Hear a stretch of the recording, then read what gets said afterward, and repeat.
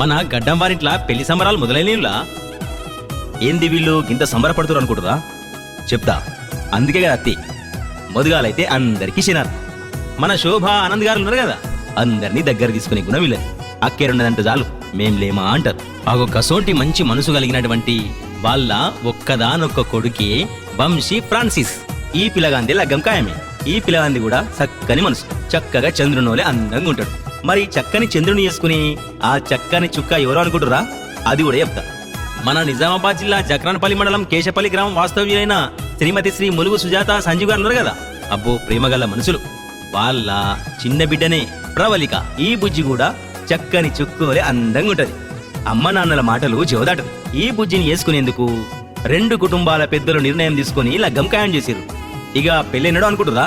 5వ నెల 7వ తారీఖు బుధవారం పొద్దుగాల 11 గంటలకు. ఇక పెళ్లి ఎక్కడో అనుకుంటురా? మన నిజామాబాద్ జిల్లాల దర్పల్లి మండలంలో కొత్త మున్నూరు కాప్ కళ్యాణ మండపం ఉన్నది కదా, అగో అల్లనే లగ్గం జరుగుతాను. మళ్ళా రిసెప్షన్ కూడా ఉన్నది.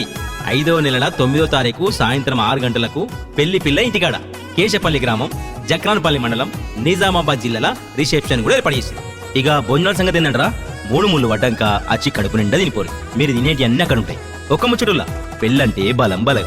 ఆ బలం మాకు రావాలంటే మా బలగమైన మీరంతొచ్చి పెళ్లి పిల్లగా ఆశీర్వదించి పోవాలి. మర్చిపోకురి. ఉంటన మరిగా శనార్థిగా.